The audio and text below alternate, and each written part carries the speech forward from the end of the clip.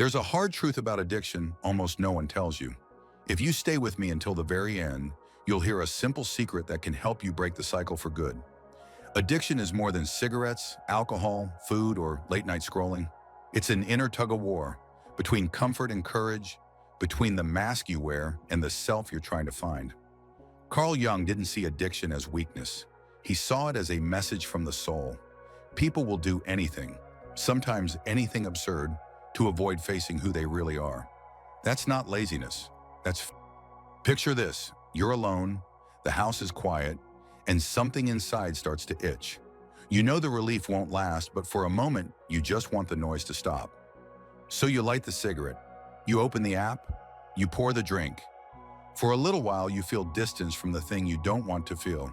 Then comes the crash and the promise, never again. And yet, here it comes again. Most of us treat cravings like enemies to crush. Jung flips that idea. He believed every urge is a messenger, a part of you trying to tell a truth your daytime mind refuses to hear. If you were truly whole, what would you need to numb?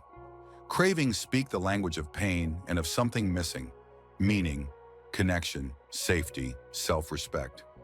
Addiction isn't just chemicals or habits. It's a signal that something important needs your attention. Jung called the rejected part of us the shadow. It's everything you've disowned, denied, or felt ashamed of. The more you hide it, the stronger it gets. Addiction is one of the shadow's favorite disguises. It shows up as comfort, but grows in silence.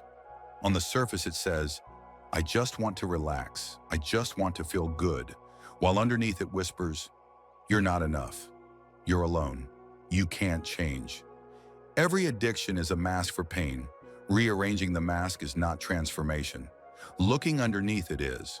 Our culture loves willpower. Just say no. Be strong. If that worked by itself, you wouldn't still be struggling. The shadow isn't defeated by force. It's transformed by attention. Trying to push your urges down is like holding a beach ball underwater. Press harder, it pops up stronger. The real question isn't, how do I suppress this? But what is this trying to tell me? So here's the turning point. Next time you feel the urge, don't run and don't fight. Just notice. Ask, what am I really looking for right now? Comfort, distraction, love, a sense of control. This is the beginning of self-mastery, observing the craving instead of becoming the craving. You might notice a story in your head: fear, loneliness, shame, the belief you'll never be free. Noticing creates a gap, and in that gap you can choose. Jung believed cravings and shadows are invitations. Your urge is asking, what have you refused to feel? What needs to be heard, healed, or welcomed home? Healing doesn't start by declaring war on yourself. It begins by making peace with your wounds, by telling the truth about what hurts. If you've come this far, you're already different. Most people run from discomfort. Jung used the word possession to describe the state where a force inside takes the wheel and you ride along. You say you don't want to do it, but your hands and habits move anyway. The Stoic Epictetus said, "No person is free who is not master of themselves."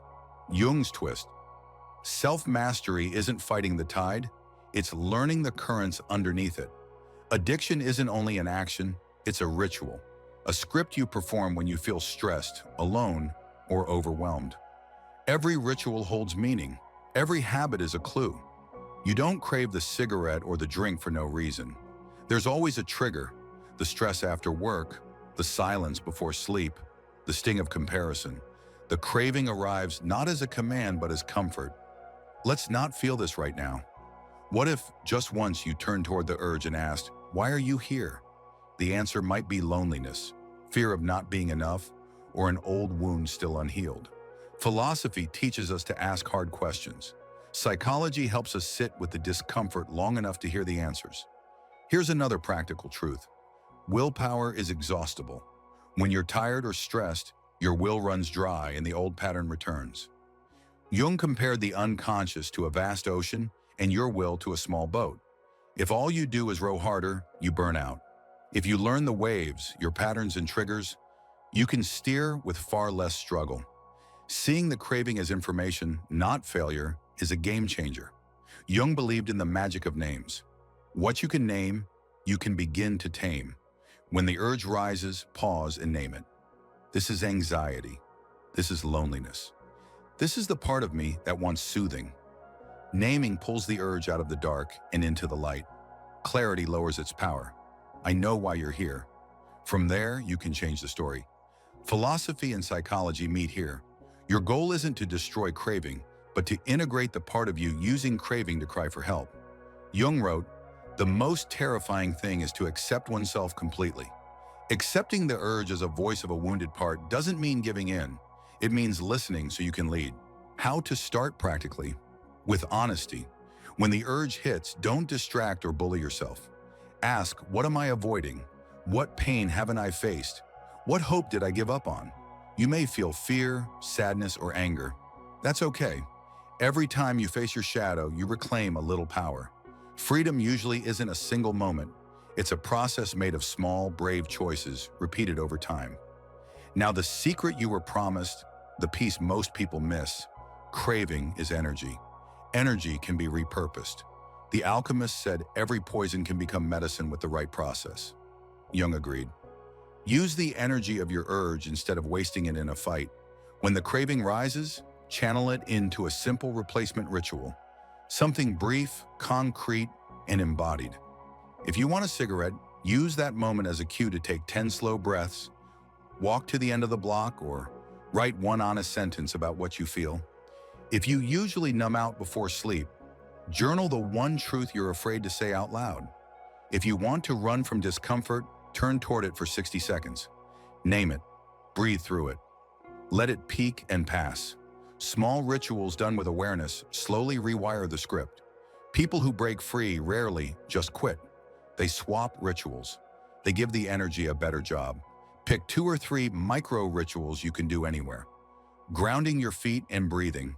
Naming and reframing the story. Texting a trusted friend, "I'm in a wave, give me 60 seconds." The point isn't perfection, it's repetition. Every rep strengthens a new identity. Not the addict, but the observer and chooser. This is individuation, the process Jung described as becoming whole. You don't get there by chopping off the parts you dislike, but by inviting them home and giving them a place. Addiction shows you where the wound is and where the energy is. Each time you meet the urge with awareness, you become less divided and more yourself. How do I know if I'm changing? It's rarely dramatic. It's quiet. Shame's voice gets softer. You pause more often. You choose differently once, then again. You trust yourself in small ways, and that trust compounds. Most people measure progress by streaks. Jung would say, measure it by honesty, by showing up for yourself today, even if yesterday was messy. Here's the hidden reward. This journey isn't only about quitting a habit. It's about discovering a new relationship with yourself. You start to realize you're stronger than you thought, wiser than you believed, and more capable of holding discomfort than you imagined. You stop seeing yourself as broken and start seeing yourself as brave. As Jung said, "I am not what happened to me. I am what I choose to become." One last challenge. Treat every urge like a bell, a reminder to check in with your deepest self. Ask, what do I truly need right now? Connection? Truth? Rest? Meaning? Give yourself a small, honest dose of that need. Each time you do, you weaken the old pattern and strengthen the new one. Addiction wants you to believe you're stuck forever. That's the lie. The truth is, you are changing today through small acts of awareness. You don't have to be perfect. You only have to keep showing up. If you made it to the end, you're not just watching. You're doing the work most avoid for a lifetime. Hold on to that. The freedom you're seeking has been waiting under the shadow, inside the craving, just beyond the fear. Once you see it, you can't unsee it. If this spoke to you, subscribe to Psychology of Happiness for more clear, practical guides to inner freedom, and share this with someone who needs it today.